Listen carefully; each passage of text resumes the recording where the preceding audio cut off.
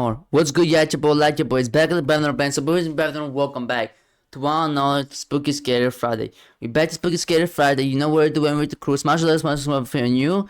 About to get into it, your boys. We're gonna react to 3 true first day on the job horror stories animated by one another MR Scary Show. The original video in the description. Let's get into it, your boys. Don't forget snacks, don't forget genius.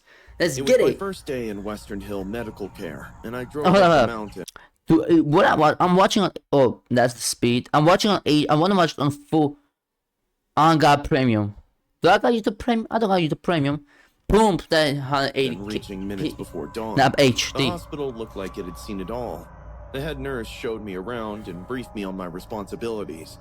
She was showing me the different wards when another caregiver came rushing. He looked young, but very frightened. Catching his panting breath, he told the head nurse about some patient who had just had an episode of incontinence. The head nurse asked the name of the patient, and the minute the caregiver uttered her name, I could see lines forming on her forehead.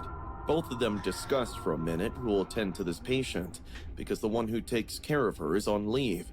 Thinking it was my chance to shine on the very first day, I recommended myself. Oh no. Are you sure? The head nurse asked me.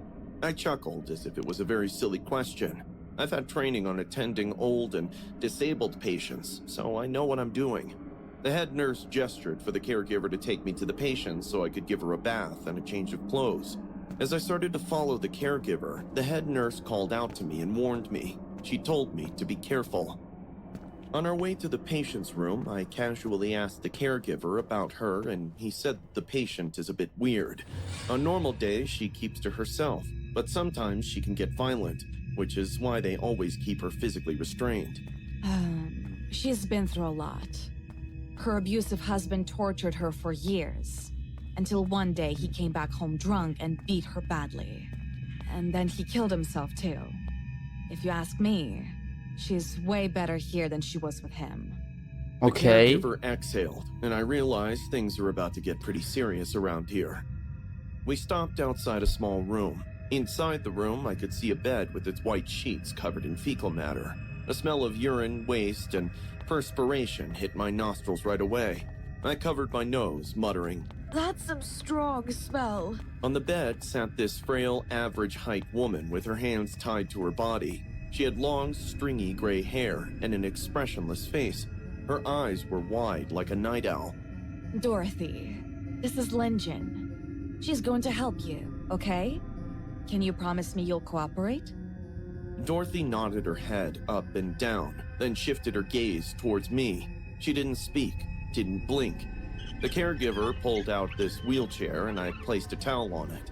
Together, we helped Dorothy get down from the bed. I'm sorry, take a my sit on muscles the are just like a chair. little bit tight, I y'all. was So instructed to unlock her handcuffs only during the shower. Once done, I shouldn't wait a second to put her back in restraints. I've dealt with violent patients in the past, so I was confident I would handle it.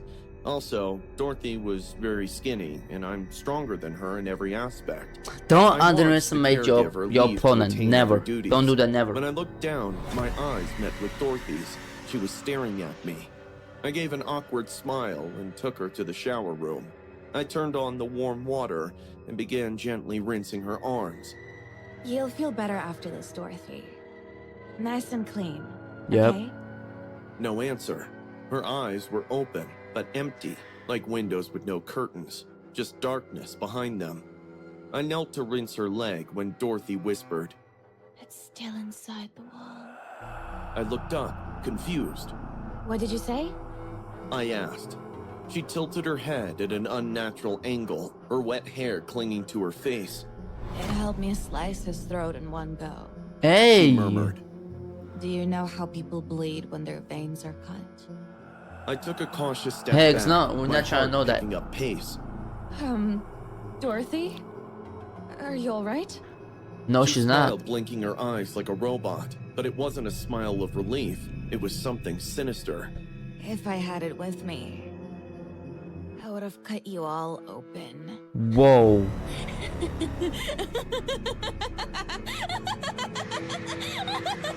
Call for help. The lights above flickered. My breath caught in my throat. The bathroom had no windows, just a single fluorescent light overhead. I think we're done here. Then We she are started done. screaming. She thrashed in the chair, shaking the handles violently. Her face twisted with pure rage. Her screams were blood-curdling. I froze in shock. The caregiver came rushing in, but those 5 minutes felt like forever. Dorothy was sedated and taken back to her room. Later, the caregiver tried to console me. He said it happens, that patients sometimes lash out. But Nah. when I told him what Dorothy said, he went pale. I asked what was wrong, and that's when he told me. The murder weapon was never found, but based on the clean, deep cut in her husband's neck, authorities believed it was a scalpel, something swift and sharp. It's been months now, and I still work here. But ever since that day, I haven't slept the same. Because part of me wonders, is that weapon still hidden somewhere? For sure. Inside some walls? Because I don't think Dorothy's lying. Do you? No. I always think that about the real I pictures. felt it before the elevator Story even reached two. the Let's 37th get it. floor. A tight, twisting knot just under my ribs. Probably just first day jitters. New job, new city, new everything. But the second those elevator doors slid open, I knew I'd made a mistake.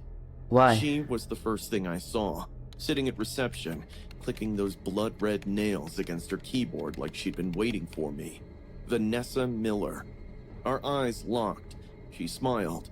That same slow, devious smirk she flashed me the night I told her it Ouch. was over. Right before she picked up a kitchen knife and whispered that one of us was about to bleed. What are you What? doing here? I choked. She tilted her head playful and giggled. I work here, silly. Isn't it crazy? I forced myself to keep walking past her, past the weight in my chest. People work with their exes all the time, Yep. even the unhinged ones. A thick stack of presentations was already waiting at my desk, along with the instruction notes. $1 million accounts due by end of day. Bro, my Don't my screw legs it are up. a little bit tight, so that's why I'm just like kind of like hitting my leg. It's just tight. Like my muscles, I've been like walking a lot, so like I've been working out a lot, so my muscles are kind of tight, y'all. No cap. I threw myself. So that's why I'm into hitting work. my leg For a because couple my, of my hours, leg I muscles even forgot tight, she was bro. out there, watching. They're strong It and might have been tight. 11 o'clock when I stepped away for a tea break. 10 minutes, tops. When I got back, every file on my system was corrupted. I How? stared at the screen like maybe I was dreaming. Tried rebooting, reopening, recovering. Nothing. By noon, the phones were ringing off the hook. Clients were screaming. Greg's voice came through my headset, tight with anger. My office, now! Damn.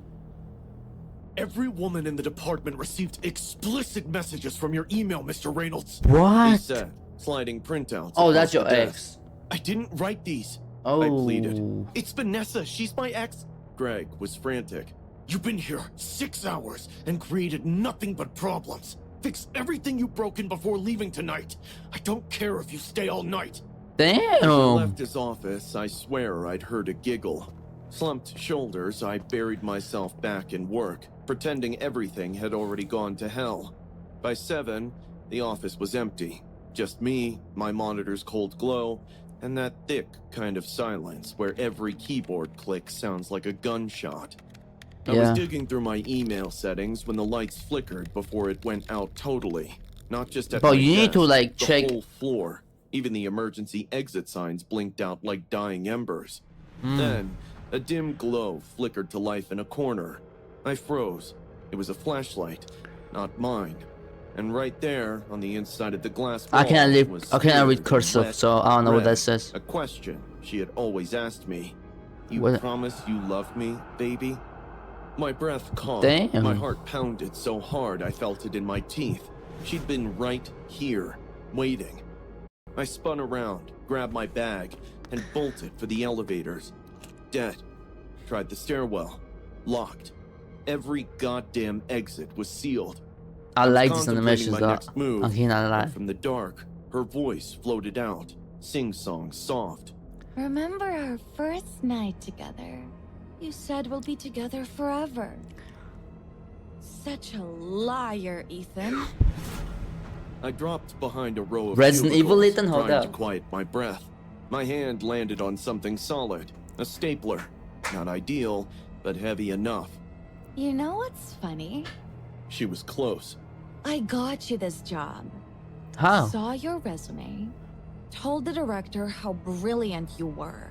Oh. I handpicked this office for us. A beam of light swept the floor. I crawled, elbows and knees burned. She as I about moved to away she from the about to voice. shoot that stapler.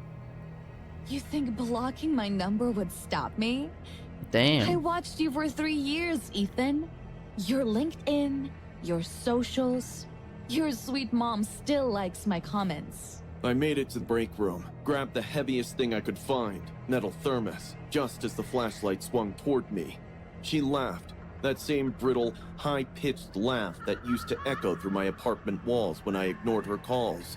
But she'd still show up. You're crazy! I shivered. No. She spat. Crazy was when I waited outside your building for 6 days straight just to see your face. This is love. The beam found me. There she was, in the doorway. Box cutter in one hand, the flashlight in the other. Blood-red lips parted sinfully.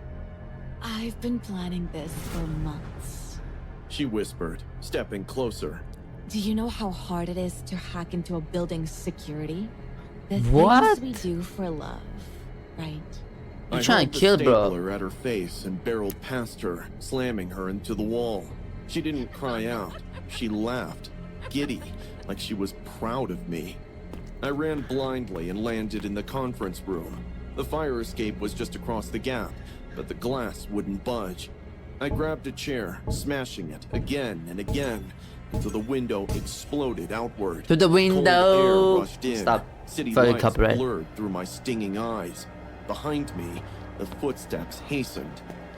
Where are you gonna go, Ethan? She stood at the broken window, blood dripping from her temple. She wiped it and licked. That's a 37th floor drop. You jump, you die. You stay, we talk this out. I backed Oh, up we're to not the talking edge, shit. You're about to kill me legs either way. swinging out. This isn't talking. This is fucking insane. You're mad. You made me mad! She shrieked and lunged. I didn't decide to jump. My body did. 1 second, I was at the window. The next, I was flying. The gap was so much wider than I remembered. I hit the fire escape hard. Steel grated against my palms. My leg screamed. Something tore. But I didn't care. I was alive. I passed out seconds later, and when I woke up next, I was in the hospital, and Vanessa was locked up. The security had heard the crash and stepped in. They arrested her immediately. Breaking, hacking, assault, attempted murder. The charges were inescapable. My boss apologized, begging me not to sue the organization, and promised he'd take care of the hospital expenses. So that shit. But I had quit anyway. I'm playing. Story 3. It was my first day at Lux, and I was assigned the storage room duty. Nobody lasts long down there, Grayson mumbled, handing me the clipboard and never once looking me in the eye. Something about those mannequins freak people out. And soon I'd know why. Just like the storage other one, room when was there's like no noise, you can't even a last like nightmare. seconds in there. This massive space with lights that kept flickering. Shelves stretched into narrow aisles that seemed to go on forever, and scattered upon them were the mannequins. Everywhere, standing in corners, hanging from metal hooks, or just body parts thrown into bins waiting to be put together. Just sort them by gender and then by size, Grayson said, already backing away toward the stairs. And try finishing before dark. Then he added, "Oh, and ignore any weird noises. Old building and all." The door slammed shut, and I swear it sounded like someone laughing at me. For the first hour, I sorted mannequins into sections, trying to ignore how their faces seemed to track my movement. The store's playlist booming overhead only made the silence between songs creepier. Then I heard it, tapping from somewhere deep in the room, like fingernails on metal. Tap, tap, tap. I stopped, holding a mannequin torso awkwardly in my arms. "Hello?" My voice cracked as it echoed faintly in the space. I peered around, listening to my heartbeat in my ears. Dead silence. Maybe some rats scurried behind the shelves. But then, what I saw made my heart drop. A mannequin, A male one, with the unsettlingly realistic face, glared at me from the end of the aisle. I knew I'd left it in the men's section. I remembered the exact spot. And yet, there it was, lurking quietly, as if waiting to pounce. Pretty sure I moved you already. I muttered, grabbing at shoulders. That's when I noticed the eyes. They changed. Before, they were just flat painted eyes. Now they looked deep. Human. Don't spook yourself, moron. I scoffed at myself. I picked it up again, avoiding those eyes, and hauled it back to the men's section. By late afternoon, I was totally on edge. I'd found mannequins in places I definitely hadn't left them. A female one with a cracked face by the elevator, a child-sized one sitting on a shelf I couldn't even reach without a ladder. Each time I found one, my hands shook worse putting it back. During my break, I called up the stairs. "Mr. Grayson? I think someone else is down here." He appeared, looking tense.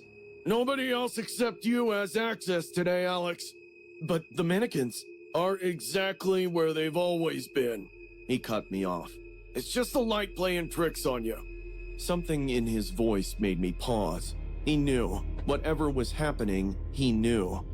As closing time hit, the lights dimmed. I rushed to finish, desperate to leave. Then, all the lights went out. Total darkness. Not even emergency lights. I grabbed my phone, turning on the flashlight with trembling fingers. The beam hit a mannequin standing directly in front of me, the one with the glass eyes. I swung my light around. More mannequins surrounded me now. At least a dozen, arranged in a circle, all facing me. "This isn't funny!" I yelled, my voice breaking. "Mr. Start Grayson!" swinging. No answer. The store was closed. Man, I was start alone. swinging. Or If I- that's what When I'm I scared, I wanted start to believe. swinging, bro. I tried the freight elevator. Dead. The stairs then. I'd get out through the stairs. The beam of my flashlight revealed the path was blocked. Mannequins stood shoulder to shoulder before the door, their blank faces somehow accusatory in the harsh light. They only move when you're not looking. The Oh realization my hit me like a gosh. physical blow. It's Every one of time I those- turned away, blinked, looked elsewhere, they'd move closer. My phone battery flashed a warning, 10% remaining. Oh I backed goodness. against a concrete pillar, moving my light constantly, trying to watch all of them at once. An impossible task. "What do you want?" I whispered. My light flickered, dimming Oh, it's over. momentarily. It's In over. that split second, the mannequin with glass eyes moved. Just a twitch of its head, angling slightly to the left, toward the far corner of the room, where a human-shaped shadow stood that wasn't a mannequin at all. It was Mr. Grayson. "I'm sorry, Alex," he said, What you stepping mean? forward. "They need someone new. They always do." "What are you talking about?" My voice was barely audible. "They let me go after I gave them you." His laugh was hollow. "That was our agreement. 20 Nah. years down here, watching over them, and they finally chose a replacement." "You're insane," I whispered. But even as I said it, I saw his eyes, glassy, reflective, like marbles embedded in flesh. My phone died with a pathetic beep, plunging us Push him into away and run. absolute darkness. That's what I would do. I felt it immediately. Movement all around me. The soft scrape of plastic limbs against concrete. The whisper of mannequin hands reaching out. "Don't fight it." Mr. Grayson's voice drifted from somewhere in the darkness. "It doesn't hurt. Not really. You just become like them. Silent. Watching. Waiting for the next person." Something cold brushed against my cheek. Plastic fingers gently exploring. I ran blindly, crashing into shelves, mannequin parts raining down around me. My hands found a door. Not the stairs, but the emergency exit to the alley behind the store. I slammed my body against it repeatedly until the lock gave way. Night air rushed in as I tumbled out, gasping, into the alleyway. I didn't stop running until I reached the main street, the store's neon sign still glowing in the distance. I never went back for my final paycheck, but sometimes, walking past high-end clothing stores, I glimpsed the mannequins in their windows, posed elegantly, Nah, I will dressed too. in $1,000 outfits. And I swear, one of them has Mr. Grayson's face now, its glass eyes following me as I hurry past. They're patient, these silent ones. They can wait. After all, I still need a job. I'm Andy right here. Hope you enjoyed this. I'ma see you boys. Oh, that's another bit. I'ma see you boys on the next one. Hope you enjoyed it. If I'm saying, and peace.